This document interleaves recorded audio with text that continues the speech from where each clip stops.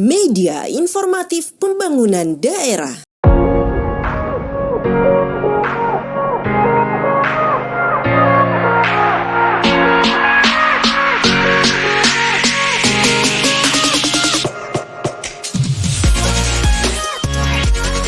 Lahirnya Permendagri Nomor 90 Tahun 2019 tentang klasifikasi, kodifikasi dan nomenklatur perencanaan pembangunan dan keuangan daerah dan Kemendagri Nomor 050/3708 tentang hasil verifikasi dan validasi pemutakhiran klasifikasi, kodifikasi dan nomenklatur perencanaan dan pembangunan dan keuangan daerah.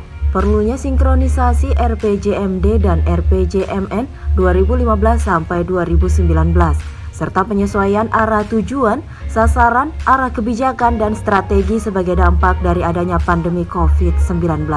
Maka pemerintah Kabupaten Polewali Mandar perlu segera melakukan perubahan terhadap RPJMD tahun 2019 sampai dengan 2024. Oleh karena itu, untuk membangun kepahaman dan pemantapan perubahan RPJMD dimaksud yang berjalan paralel dengan penyusunan renstra perangkat daerah, maka Bapedalitbang Kabupaten Polewali Mandar menyelenggarakan orientasi tata cara perubahan terhadap RPJMD tahun 2019-2024.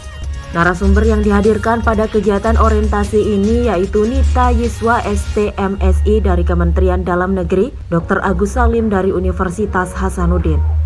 Orientasi terlaksana secara virtual melalui Zoom meeting Selasa dan Rabu tanggal 19 sampai 20 Januari 2021.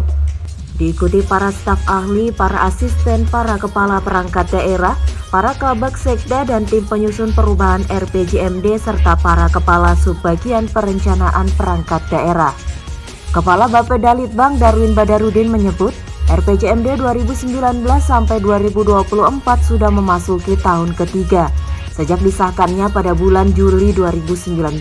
Namun dalam proses pelaksanaannya mengalami beberapa kondisi yang perlu direspon dengan melakukan perubahan RPJMD. Salah satunya adalah kondisi pandemi COVID-19. Kami kemudian menganggap penting untuk mengantisipasi dan merespon perubahan terhadap kondisi yang dialami tersebut. Yang pertama, kondisi pandemi COVID-19 atau COVID-19 ini telah memberikan pengaruh yang luar biasa terkait dengan penerapan RPJMD Kabupaten Polewali Mandar. Seperti yang kita ketahui bersama bahwa kondisi ini menyebabkan beberapa desain perencanaan yang semula kita rencanakan terpaksa harus melakukan atau harus dilakukan penyesuaian dengan kondisi ini. Bapak Ibu yang saya hormati, selain itu kebijakan nasional yang memberikan pengaruh terhadap penerapan RPJMD 2019-2024 Kabupaten Polewali Mandar terkait penyusunan perubahan RPJMD Kabupaten Polewali Mandar tahun 2019 sampai 2024. Wakil Bupati Polewali Mandar HM Natsir Rahmat menyampaikan kepada seluruh peserta orientasi agar memanfaatkan pertemuan ini sebagai tahapan awal pelaksanaan penyusunan dokumen perubahan RPJMD Kabupaten Polman 2019-2024. Pertama, kepada seluruh peserta orientasi mengenai perubahan RPJMD agar memanfaatkan pertemuan hari ini, memahami tata cara dan tahapan penyusunan dokumen perubahan RPJMD Kabupaten Polewali Mandar tahun 2019-2024. Tahapan awal pelaksanaan penyusunan dokumen perubahan RPJMD Kabupaten Polewali Mandar.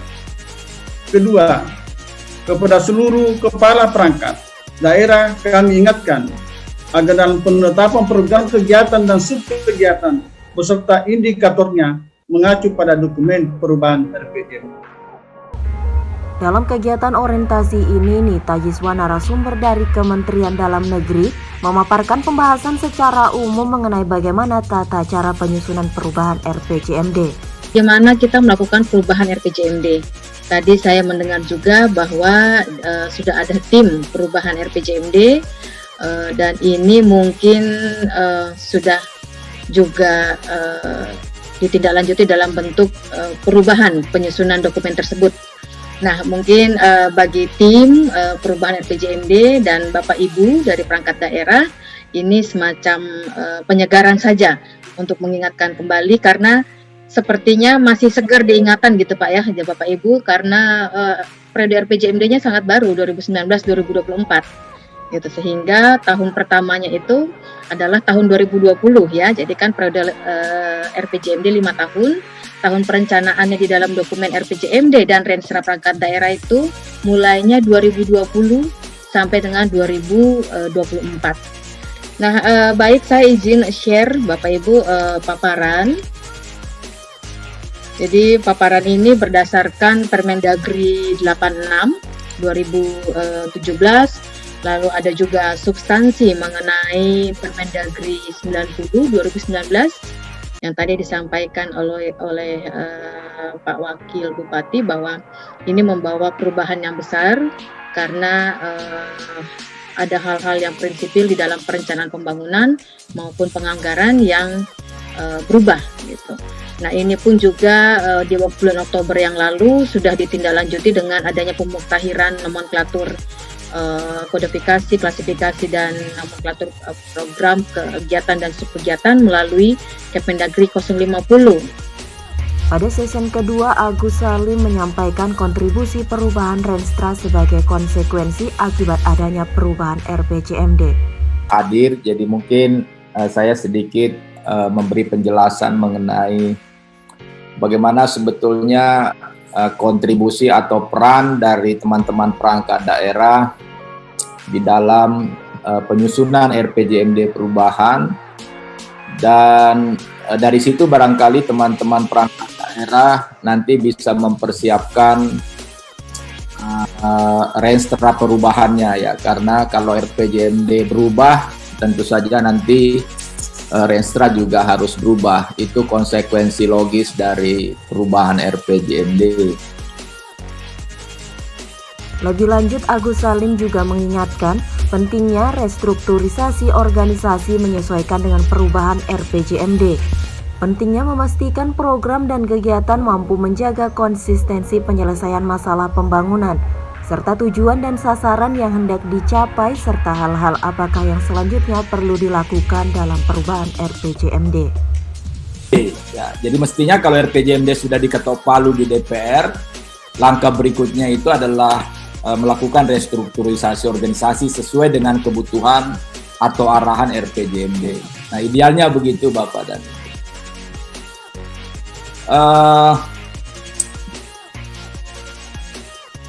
Nah, teman-teman di perangkat daerah maupun nanti di Bapeda, yang penting dijaga saya kira adalah bagaimana setiap program atau kegiatan atau subkegiatan yang ditawarkan di dalam dokumen RPJMD dan Renstra itu seyogyanya dia inline dengan dua hal.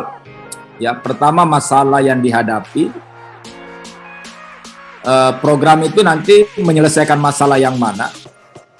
Lalu yang kedua yang tidak kalah pentingnya bahwa desain program kegiatan subkegiatan itu nanti inline dengan tujuan sasaran yang ingin dicapai. Jadi sasaran mana yang akan dicapai dengan program itu. Nah, menjaga konsistensi itu saya kira salah satu juga pekerjaan yang tidak mudah ya. Terutama di level perangkat daerah yang selama ini kita terbiasa melaksanakan program kegiatan berdasarkan apa yang kita lakukan tahun-tahun sebelumnya. Nah, sekarang cara-cara itu mesti pelan-pelan kita tinggalkan. Kita harus memastikan bahwa program kegiatan subkegiatan itu pertama menyelesaikan masalah yang mana, yang kedua sasaran mana yang ingin dituju dari program kegiatan subkegiatan yang kita tawarkan. Apa yang harus dilakukan berikutnya Bapak dan Ibu, teman-teman yang terlibat dalam penyusunan RPJMD dan Renstra perangkat daerah. Pertama, kita tetap harus fokus pada pelayanan dasar dan janji politik kepala daerah. Jadi orientasi kita untuk memastikan bahwa pelayanan dasar itu betul-betul dikerjakan, urusan wajib pelayanan dasar yang 6 urusan itu, lalu kemudian janji politiknya kepala daerah. Yang kedua, perlu kita tajamkan prioritas pembangunan.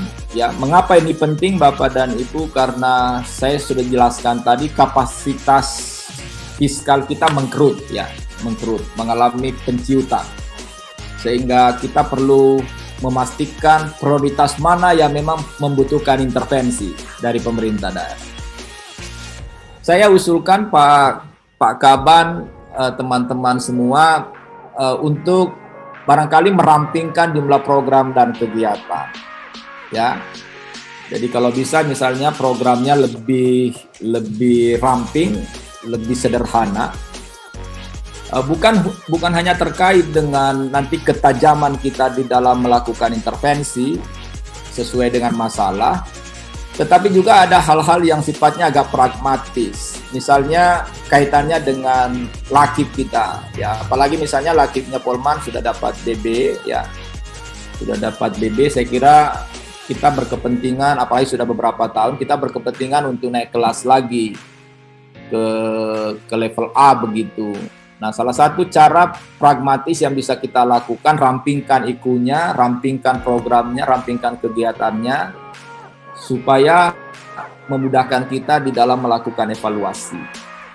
Kesalahan-kesalahan yang tidak perlu, misalnya di dalam soal indikator, di dalam soal aspek kecukupan, intervensi di dalam pencapaian sasaran, itu nanti bisa diminimalkan ya, sehingga poinnya bisa lebih tinggi. Nah, yang terakhir, mengefisienkan belanja daerah. Ya, jadi saya kira 4 hal ini penting kita lakukan, terutama untuk merespon situasi perubahan dinamika lingkungan strategis yang ditimbulkan oleh pandemi COVID-19. Yang penting dijaga adalah bagaimana setiap program, kegiatan, subkegiatan seyogyanya inline dengan 2 hal, yaitu masalah yang mana diselesaikan dan inline dengan tujuan dan sasaran yang ingin dicapai. Hal ini bukan sesuatu yang mudah, utamanya di level perangkat daerah. Yang harus dilakukan berikutnya adalah 1. Fokus pada realisasi janji politik KDH dan pelayanan dasar. 2. Menajamkan prioritas pembangunan daerah. 3. Merampingkan jumlah program dan kegiatan. 4. Mengefisienkan belanja daerah. Tim Warta Kominfo SP, Polewali Mandar.